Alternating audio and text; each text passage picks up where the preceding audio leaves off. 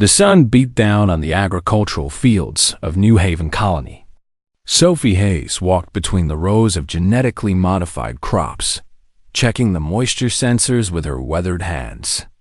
She had been born on Earth, in Kansas, where the land stretched flat and endless. Here on this alien world, 3 years under Vorthan occupation, the fields looked different, but felt the same. The work was honest. The work was good. The sound of heavy footsteps made her look up. The Vorthan patrol had arrived earlier than usual. Sophie knew the schedule. She had memorized it like all the other colonists. 6 guards in gray armor, their exoskeletons gleaming in the hot sun. And leading them was Commander Krell. She had seen him before, from far away. Everyone in New Haven had seen him. He was tall, almost 7 feet, with skin that looked like dark blue metal. His forearms were the first thing people noticed. 2 hung at his sides, powerful and thick. 2 more emerged from his upper torso, equally muscled. His face was angular, with eyes that burned black like holes in space. Thought the colonists had learned not to stare, not to make sudden movements, not to do anything that might make the Vorthans think they were defiant. The occupation had rules, unspoken but clear. Work hard. Obey orders. Keep your head down. Sophie returned to her work, pretending not to have seen them. She adjusted a sensor on one of the plants and moved to the next row. But she felt his eyes on her. She always did. Commander Krell had occupied this colony for 3 years, and he was bored out of his mind. He had conquered 143 worlds. He had led battles against 4 different species. He had faced warriors who fought until their bodies broke apart. And now he stood in a field in the middle of nowhere, watching humans pick crops. The humans interested him only because they did not fight back. They accepted everything. They obeyed every order. They seemed to have no pride, no resistance, no will to stand against superior force. It made them boring. A good conquest required challenge. Victory meant nothing if your enemy simply gave up. Krell walked deeper into the field, his footsteps crushing the dry earth beneath his weight. His guards spread out, moving between the colonists. The humans immediately stepped back, their eyes down, their hands visible. Perfect obedience. Perfect fear. Then he saw her. She was shorter than most humans, with light brown hair tied back from her face. She moved with purpose, not the shuffling movements of fear. She was adjusting something on a plant, focused completely on her work, as if the Vorthan commander and his guards did not exist. Krell stopped walking. He stared at her. In 3 years, he had never seen a human move like that. With intention. With purpose. With something that looked like indifference to his presence. He moved toward her, his footsteps heavy and deliberate. The guards fell into formation behind him. The other colonists noticed and stepped further back, creating space around her like she was marked for something terrible. Sophie felt him approach. She knew who it was without looking. The weight of his footsteps, the hum of his armor systems, the sound of his breathing through the vocal modification device that made human speech possible. She finished adjusting the sensor and straightened up slowly. Only then did she turn to face him. Commander Krell stood 3 feet away. Up close, he was even more massive. His shadow blocked out the sun. His black eyes fixed on her with an intensity that made her throat tight. "Your designation," he said. His voice came through the translator with a strange clicking quality underneath the human words. "Sophie Hayes," she replied. Her voice was steady. She was proud of that. "You work without efficiency," he said. It was not true. Sophie had the highest productivity rating of any colonist in the agricultural sector.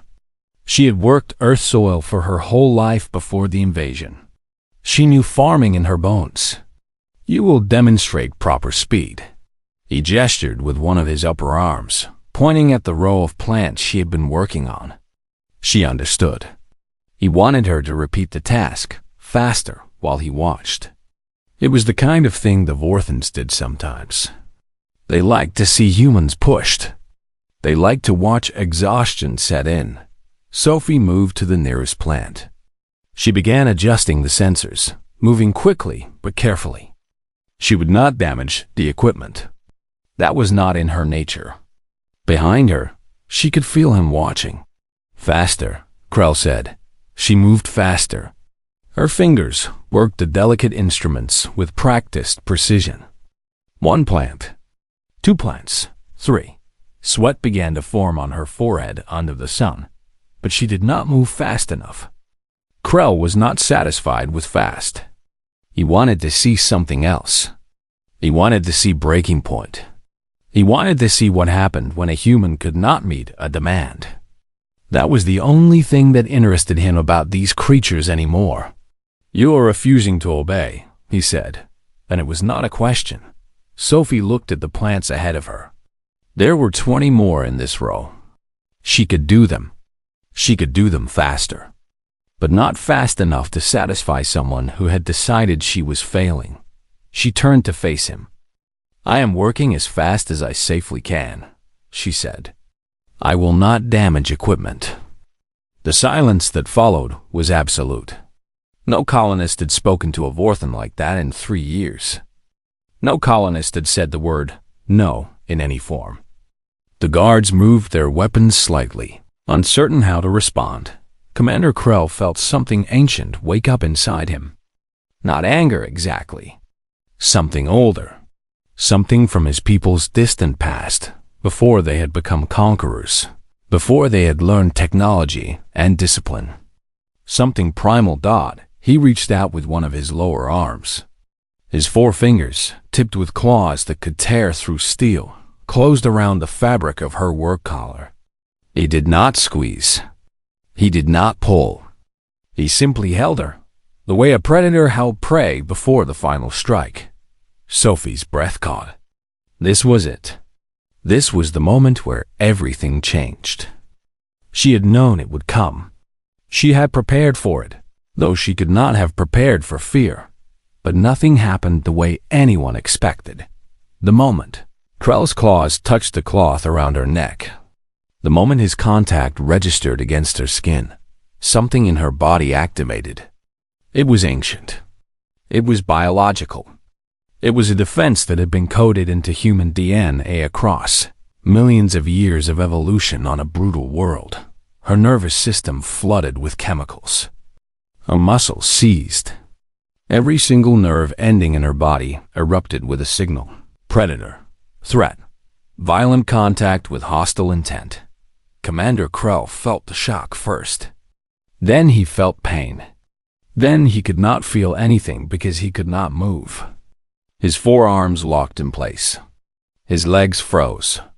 His entire massive body, weighing 400 pounds, became like a statue made of rock and muscle. Sophie gasped and stumbled backward. The commander remained frozen, his hands still extended, his face locked in confusion, his black eyes wide and unblinking. The guards did not know what to do. They pointed weapons at Sophie, but firing would be striking their own commander. They called for medical assistance. They shouted into communication devices. Sophie walked backward, away from the frozen Vorthan warrior. She was shaking. Her heart pounded so hard, she thought it might break her ribs. Commander Krell, for the first time in his entire life, understood that he had made a terrible mistake. The medical bay of the Vorthan command ship was cold and white. Everything was metal and light. Commander Krell lay on a platform that glowed beneath him, medical scanners moving over his body in steady patterns. 12 different systems analyzed him. 12 different systems found nothing wrong. His muscles remained completely locked. His breathing came through mechanical assistance. His consciousness was fully aware, trapped inside a body that would not respond to his commands. He had been paralyzed for 6 hours. The medical technicians were beginning to panic. Dr. Vess stood before a display screen, watching data flow across it. She had been studying Vorthan biology for 40 years. She had treated warriors with injuries that should have been fatal. She had repaired limbs, replaced organs, fixed nervous systems damaged by weapons fire. But this made no sense. The neural pathways are firing correctly, she said to herself. The signals are reaching the muscles. But the muscles will not respond. Is he going to die? Asked Captain Morn, the second in command of the occupation force. I do not know, Dr. Vess said honestly. There is no trauma. There is no damage. There is no physical reason for paralysis. Then, what is causing it? I have no answer. Sophie was placed in a detention room. It was small, with a bench and a toilet and nothing else. The walls were smooth metal. The door was locked with a system she could not open. A camera watched her from the corner. She sat on the bench and waited. She had done what she always knew she would have to do if the moment came. She had activated the defense her body possessed. Now she would suffer the consequences. The door hissed open. 2 guards entered, took her by the arms, and brought her to an interrogation room. This was where the Vorthans asked questions.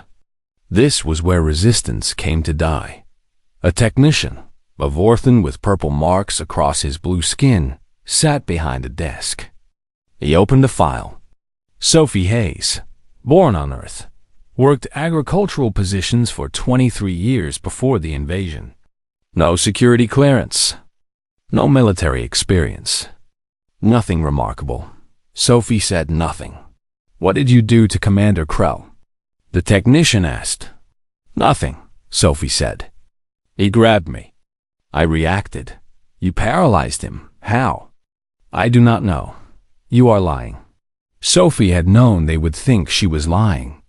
The truth was too impossible. I am not lying. When a Vorthan grabbed me with violent intent, my body responded. It is not a skill. It is not a weapon. It is something my species does when threatened. The technician made a sound that was almost like laughter, but wrong. Vorthans did not laugh the way humans did. Your species has no biological weapons. Your species is soft. You have no defenses. I have a defense I did not know existed, Sophie said. Maybe you did not look hard enough. Maybe you did not think it was possible. The interrogation lasted 4 hours. Sophie answered every question truthfully. She explained what she could feel during the paralysis, what she thought had happened, what she knew of human biology from the basic education Earth colonists received. The technician recorded everything. When they took her back to the detention room, she was certain they would execute her. That was what happened when a human caused harm to a Vorthan, even if by accident. But they did not. Instead, they brought her back 3 hours later for more questions. This time, the questioning was different. More detailed. More interested in the mechanism itself. Scientists had joined the interrogation.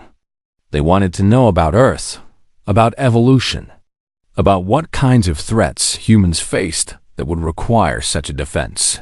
Sophie told them about ice ages and predators, about disease and starvation, about the ways humans had learned to survive on a hostile world. She told them about thick skin and rapid healing, about the ability to regulate body temperature across extremes, about immune systems that could fight off infections that would kill other species. Your people hid this, one of the scientists said. It was not a question. Yes, Sophie said. We hid it because we were afraid. When other species discovered what we were, they would hunt us. So we pretended to be weak. We showed no resistance. We asked for nothing. We hoped the galaxy would leave us alone. 1 week passed. Dr. Vess worked without sleep. She studied scans from the medical bay. She studied recordings of the paralysis moment. She had Sophie brought to a medical facility and took samples of her blood, her tissue, her neural fluid. The answer came like a breakthrough. Slow and steady, piece by piece. Humans, she discovered, had evolved a complex biological defense system. When a predator attacked with violent intent, when contact was made with aggressive force, the human nervous system released massive quantities of neurochemical compounds. These compounds were meant to overload the nervous system of the attacker, causing temporary paralysis and pain. It worked through contact. Physical touch. Skin to skin or skin to material worn on skin. The signal transferred through the medium, attempting to trigger the same response in whatever creature was attacking. Vorthan biology was similar enough to human biology that the compounds could cross over and affect them. But Vorthan bodies were much larger, much heavier. The paralysis would last longer. The recovery would take longer. Dr. Vess brought the results to Commander Krell's frozen form. "You are not dying," she told him, even though he could not respond. "You are being poisoned by alien compounds in a way we do not yet understand. But your body will heal. It will take time." Krell's black eyes moved slightly, the only part of him that could move. In those eyes, Dr. Vess saw something she had never seen before in a Vorthan warrior. Fear. In the detention room, Sophie waited. She did not know if Krell would die. She did not know if she would be executed. She did not know what would happen next. But she knew one thing with absolute certainty. The galaxy had just learned what humans really were. The careful secret that Earth had kept for 3 years, the truth that humans had hidden behind submission and obedience, was now exposed. The Deathworlders had revealed themselves. And nothing in the occupation would ever be the same. Days passed. Sophie was brought to a new room. Better. Cleaner. Someone brought her food. Real food. Water. A bed with blankets. Through a window, she could see the Vorthan command ship. She could see military vessels moving in the sky. She could feel the weight of 100,000 decisions being made because of what her body had done to their commander. Sophie Hayes, a farmer from Kansas, had paralyzed an invader with nothing but her own biology. And now the Vorthan Empire was asking themselves a question they had never considered before. What else had humanity been hiding? The answer would change everything. Commander Krell regained movement on the 10th day. His upper right arm moved first, just a twitch. Then his left leg responded. By the 12th day, he could sit up. By the 14th day, he could stand. The paralysis left him, but something worse remained. Understanding. He had conquered 143 worlds. He had faced battles that tested his strength and his intelligence. But nothing had prepared him for the knowledge that he was prey. The humans on this colony, these soft creatures he had considered beneath consideration, possessed a biological weapon more effective than any gun. They had hidden it for 3 years. They had allowed themselves to be occupied, to be ordered around, to be treated as less than animals, all while carrying the capacity to stop him with a single touch. It infuriated him. It terrified him. And it made him understand that he knew almost nothing about human nature. "Bring me Sophie Hayes," he ordered, his voice still rough from the medical treatment. Sophie was escorted to a small room.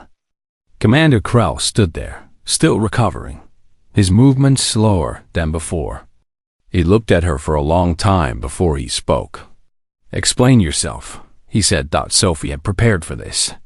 She had thought about nothing else for 2 weeks. "I cannot explain something that I do not fully understand myself. My body responded to your aggression.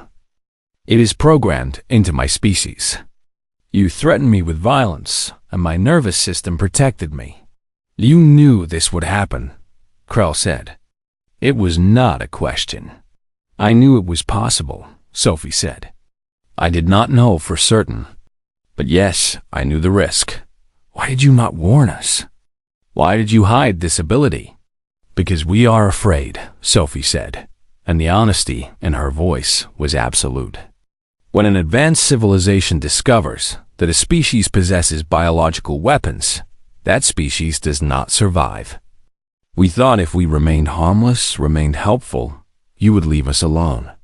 We thought if we did not give you reason to see us as a threat, we would live. Krell understood that. Fear was something all species understood. But he did not accept it as an excuse. You have now revealed yourselves, he said. My government will demand answers. Other species will hear of this. You have made humans a target. I made humans honest, Sophie said. We have been living a lie for 3 years. For thousands of years before that, we lived among your kind, pretending to be weaker than we are. Maybe it is time to stop pretending. And what do you expect will happen? You will be hunted. You will be captured.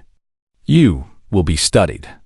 Your worlds will be taken over by those who wish to weaponize your defense or eliminate you before you become powerful. Perhaps, Sophie said. Or perhaps beings could recognize what humans truly are and decide to work with us instead of against us. Krell made a sound that was like a laugh. That is naive thinking, is it? Sophie moved a step closer.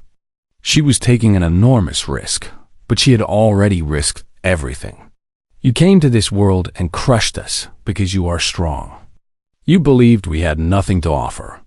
But what if we do? What if humans have something your empire needs?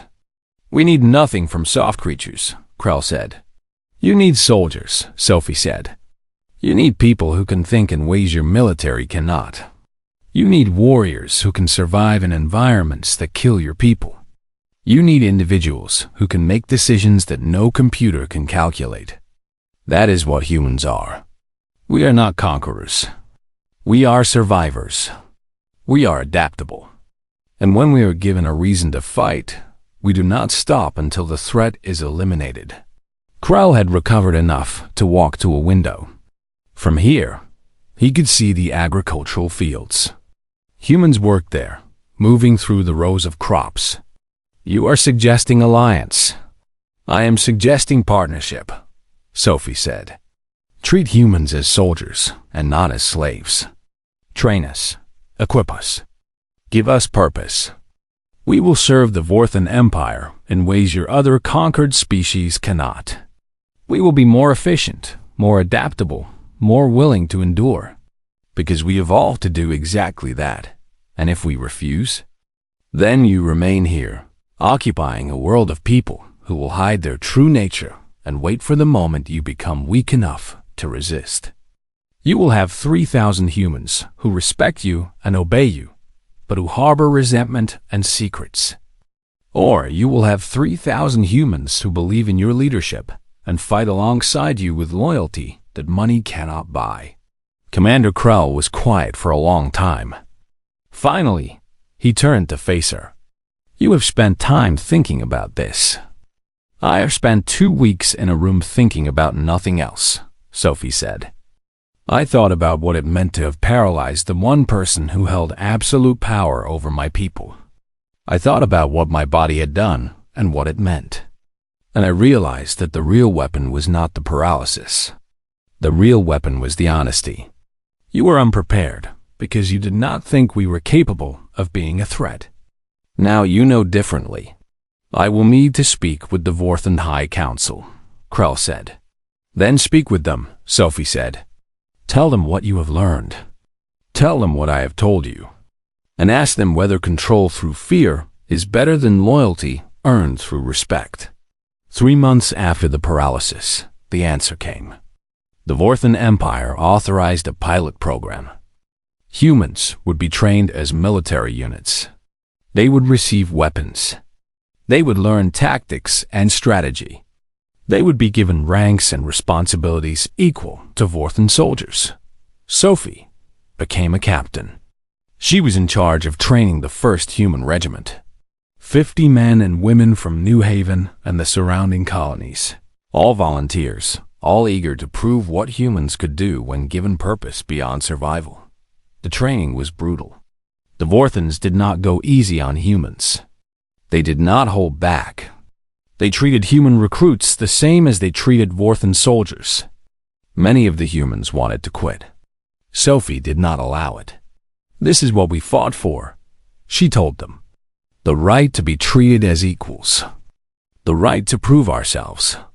Do not throw that away because it is hard." By month 5, the human regiment had become something that surprised even the Vorthan commanders. Humans had advantages that had never been properly utilized. They could move through tight spaces that Vorthans could not. They could climb and swim with efficiency that defied explanation. Their endurance was remarkable. They could run long distances, carry heavy loads, and maintain focus through conditions that exhausted other soldiers. And they were clever.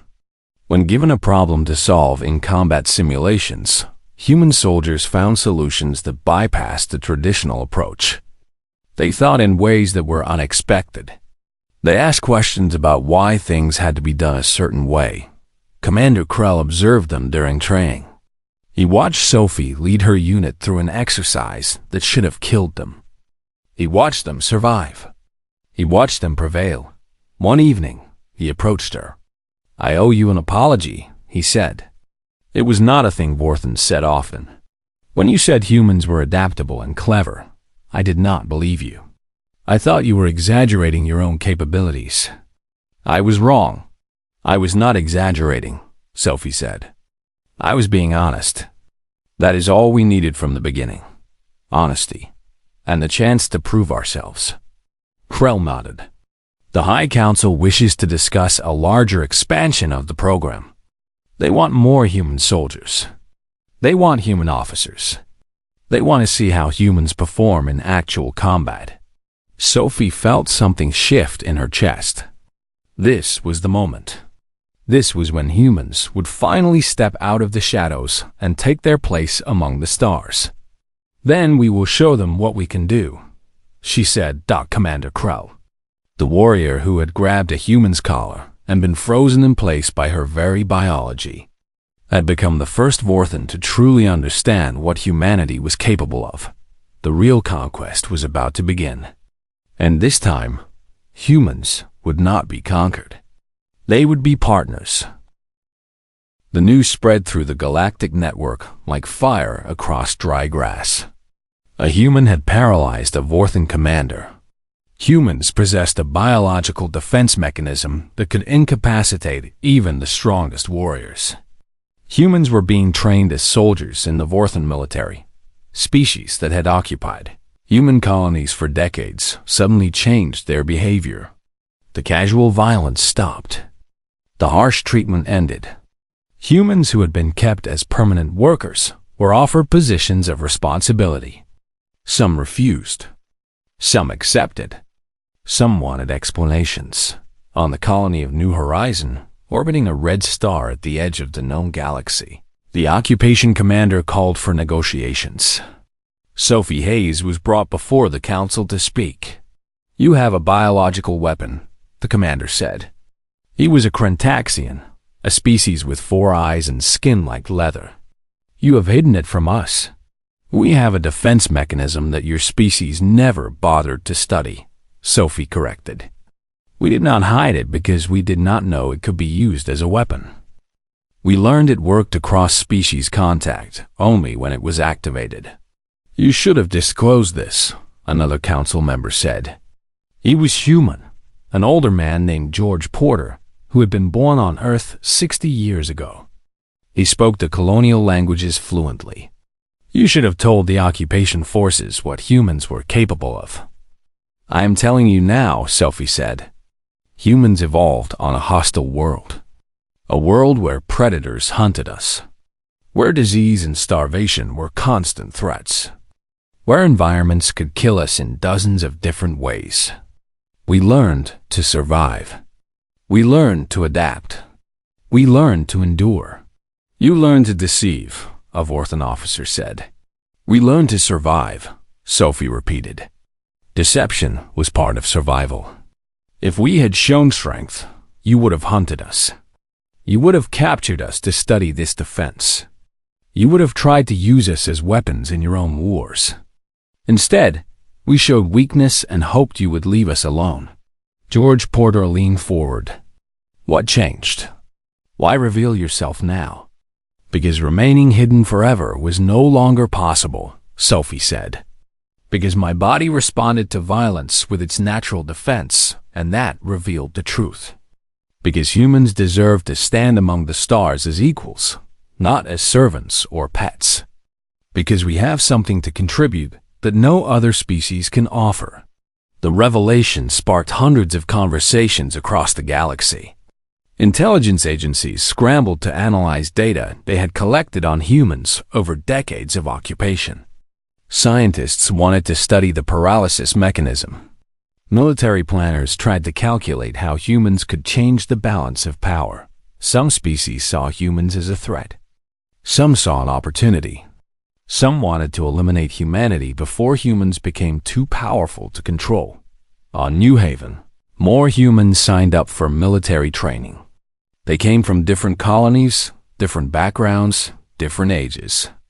Teenagers and elderly people wanting to prove themselves. Parents wanting better futures for their children. Scientists wanting to understand their own biology. The human regiment grew from 50 to 500. From 500 to 5,000. Human officers trained alongside Vorthan commanders. Human generals began to emerge from the ranks. One of them was Rachel, a woman from the colony of Freedom Station. She had been a pilot before the occupation. She had learned to fly transport ships and cargo vessels. Now she flew military craft. She learned combat tactics and tactical strategy. She worked with Krell to develop deployment plans that used human strengths rather than trying to force humans into Vorthan military patterns. Another was Marcus, a former teacher who had learned that humans had talents for problem solving and resource management that made them excellent tacticians. He could look at a military situation and see solutions that others missed. He was promoted to general at age 30-7. Sophie herself became a full captain, then a major, then a colonel. She commanded 15,000 soldiers. She reported directly to Commander Krell, who had become her friend as well as her superior officer. Across human colonies, the news of these promotions sparked something that had been dormant for 3 years: pride. Humans realized that they had been accepted by the Vorthan military not as servants or slaves, but as warriors. They were being treated as equals. They were being given responsibility, but not everyone was happy with this arrangement. The Krennic Dominion, a rival empire that had been watching the Vorthan-Human alliance form, decided to act. They attacked a convoy carrying human soldiers. 50 soldiers died in the ambush. 50 humans who had trained and bled and believed in the alliance with the Vorthans. The response was swift and absolute. Sophie led a strike team against the Krennic base that had launched the attack. She did not ask for permission. She did not wait for approval. She took what soldiers she had and went to war. The battle lasted 4 hours. The human soldiers fought with a ferocity that shocked everyone watching. Where the Vorthans relied on superior firepower and armor, the humans used speed and intelligence. They found weak points in the Krennic defenses. They adapted their tactics on the fly. They sacrificed themselves to protect each other. The Krennic base fell. The soldiers responsible for the ambush died. And humanity earned something that no amount of negotiation could have given them. Respect. News channels across the galaxy broadcast footage of human soldiers fighting and winning. Fighting against a superior enemy and prevailing. Fighting because their soldiers had died, and they would not accept that without response. Species that had been neutral began to side with the Vorthan-Human alliance. Species that had been enemies began to reconsider. The balance of power in the galaxy was shifting because humans had shown that they would fight, that they would sacrifice, that they could not be pushed indefinitely without pushing back. But the revelation had a darker side. A coalition of species, fearing the rise of human power, began to plot. They called themselves the Free Worlds Coalition. They wanted to prevent human expansion. They wanted to limit the Vorthan-human alliance. Some of them wanted to capture humans to study and weaponize the paralysis defense. Some wanted to exterminate humans before they became a true threat. Spies were sent to human colonies. They tried to recruit discontented colonists. They offered promises of independence and freedom from Vorthan rule. Some humans listened. Some were tempted, but most rejected the offers. They had fought too hard to stand as equals. They would not go back to hiding. Sophie discovered a spy cell on New Haven, a group of humans who had been convinced by offers of wealth and power to work against their own people. She brought them to justice, not through execution, but through trial, through law, through the rules that governed the Vorthan-human alliance. It was a statement. Humans were not just soldiers. Humans were civilized beings who believed in justice and law and order. Commander Krell stood beside Sophie when the verdict came down. The humans who had betrayed their people were sentenced to work camps, but they would live. They would have opportunity for redemption. This was what separated humans from conquerors. This was what made humans different. You have learned the meaning of justice, Krell said to Sophie. We learned it on Earth, Sophie replied. We learned that revenge consumes the avenger. We learned that mercy is sometimes stronger than strength. We learned that civilization means nothing if it is built on cruelty. The trial spread across the galaxy faster than the news of the paralysis had. Humans were not just dangerous. Humans were moral.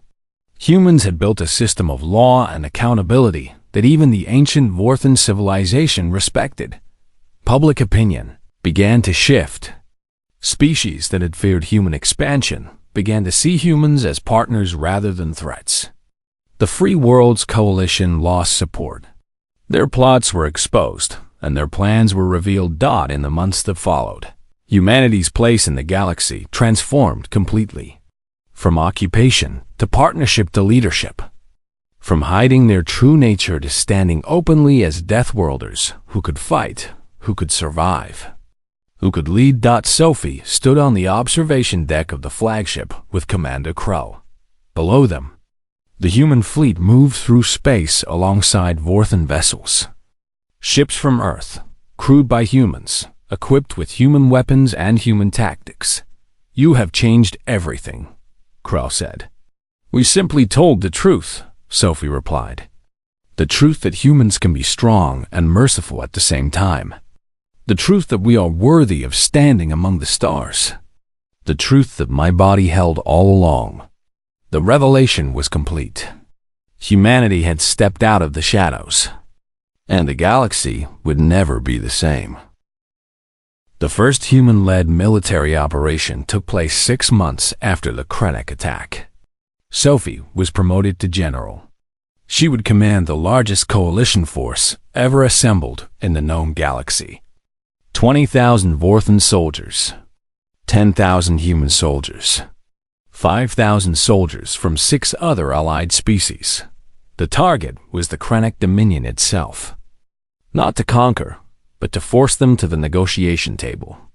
To show that the Free Worlds Coalition and everyone who supported them would face consequences for their actions. Sophie stood in the command center, watching data streams from across the fleet. To her right stood Commander Krell, now promoted to High Commander of the Vorthan forces. To her left stood Marcus, now a full general, commanding all human military operations. Around them stood officers from every species in the coalition. Status of Human Regiment 7, Sophie ordered. A young captain, Daniel, answered from a nearby console. All troops deployed. Combat drones armed and ready. Supply lines secured. We are prepared to move. Sophie nodded. Daniel was from Kansas, like her. He had been a kid when the invasion happened. Now he was a military officer, leading soldiers into battle.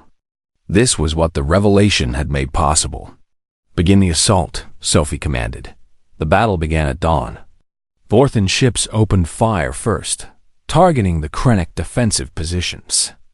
Explosions lit up the sky. Then human fighters moved in, designed by human engineers to be smaller, faster, more maneuverable than standard military craft. They wove between Krennic defenses, striking at weak points, supporting Vorthan forces with precision strikes. Krennic soldiers had never faced humans in actual combat. They had only seen the footage from the ambush response. They did not understand human tactics.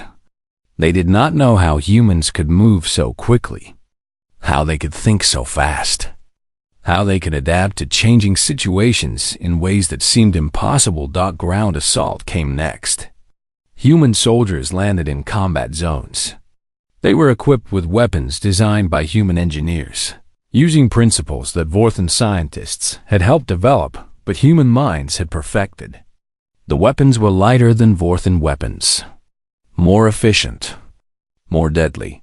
The battle lasted 3 days instead of the projected 2 weeks. Human soldiers moved through Krennic strongholds with speed and determination. They suffered casualties. 42 humans died in combat. Another 130 were wounded. But they never broke. They never retreated. They adapted to every Krennic tactic and found counters. They worked together as units with a level of coordination that came from evolution, from millions of years of humans having to work together to survive. When the Krennic command center fell, it was to a human soldier named James. He was 18 years old. He'd been a farmer's son before the invasion. He led a squad that breached the fortifications and secured the command center. He was promoted to sergeant on the spot. The Krennic surrendered that day. The galaxy watched as humans helped oversee the surrender. As humans, not Vorthans or other advanced species, but humans negotiated the terms. As humans took responsibility for the occupation of Krennic space, until a new government could be formed. The message was clear. Humanity had not come to the galaxy to be conquered. Humanity had come to be partners. Sophie received commendations from every major power in the galaxy. The Vorthan Empire promoted her to admiral. The human colonial government, newly established under the leadership of George Porter, made her the highest military commander in human space. Earth itself, after 3 years of occupation, was declared free. The Vorthan occupation force was withdrawn. Humans took control of their own world for the first time since the invasion. But Sophie did not return to Earth. She had other responsibilities now. She stayed in military command, overseeing human integration into the galactic community. She trained new generations of human soldiers. She worked with Vorthan commanders to develop joint operations and shared tactics. 3 years after the Krennic battle, the first human ship was launched from human shipyards. It was named the Sophie Hayes, after the woman who had changed everything with a single moment of resistance. She watched as the ship launched into space, carrying 5,000 humans to explore regions of the galaxy that no human had ever seen. Marcus had risen to command of human military forces. Rachel had become the chief pilot instructor for human space forces. Daniel had been promoted to full colonel. All of them had come from the colony on New Haven. All of them had survived the occupation. All of them had chosen to fight instead of hide. The story of the paralyzed Vorthan commander had become legend across the galaxy. In some places, it was told as a story of human strength. In others, it was a cautionary tale about the dangers of underestimating those you conquered. In still others, it was simply the moment everything changed. Sophie was invited to speak before the Galactic Council, an assembly of representatives from all major powers. She stood before them in full dress uniform, with medals on her chest representing every major battle she had fought, every contribution she had made to building a new era. 3 years ago, she began, I was a farmer on a small human colony. I was living under occupation.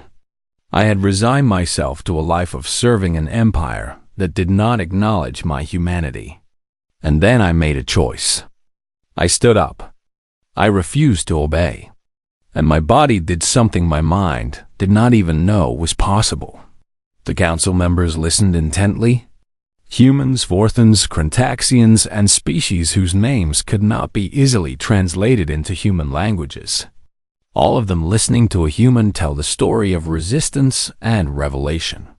I did not know that my action would change everything, Sophie continued. I did not know that it would lead to alliance and partnership. I did not know that humans would stand as equals in your eyes. But I knew that we deserved to. I knew that humans were capable of more than anyone had believed. And now, the galaxy knows it too. The applause was loud and sustained. Even the species who had feared human power showed respect. Even the species who still harbored doubts had to acknowledge the evidence. After the speech, Krell approached Sophie. He had become a friend over the years. A true friend, not a military superior, but someone who understood her completely. Someone who had learned from her what it meant to be conquered by someone you underestimated.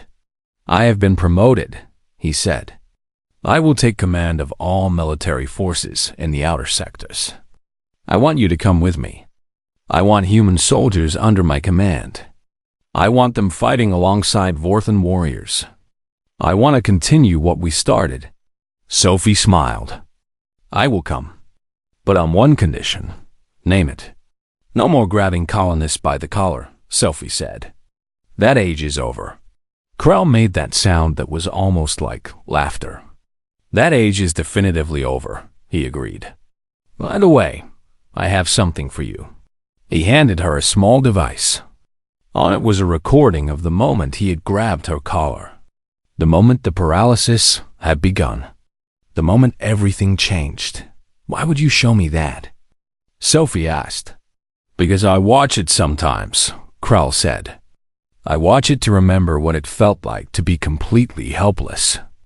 To learn that strength means nothing if you do not understand what you are fighting against. To understand that wisdom sometimes comes from the smallest human, the one you thought had nothing to offer. Sophie watched the recording. She saw herself, young and determined. She saw Krell's massive hand close around her collar. She saw the moment his body went rigid. She felt the weight of everything that had followed that single moment. 3 years of change. 3 years of humans stepping out of hiding. 3 years of proving that they deserved to stand among the stars. The galaxy had learned what humans truly were. And Sophie Hayes, the farmer from New Haven, had taught them. Not through speeches or negotiations, but through simple honesty. Through standing up and refusing to hide anymore. The age of human underestimation had ended. The age of human partnership had begun. And it all started with a Vorthan commander who grabbed a human by the collar and found himself frozen in place. Learning the most important lesson of his life. Never judge a species by its size or its technology. Judge them by their courage. Judge them by their will to survive.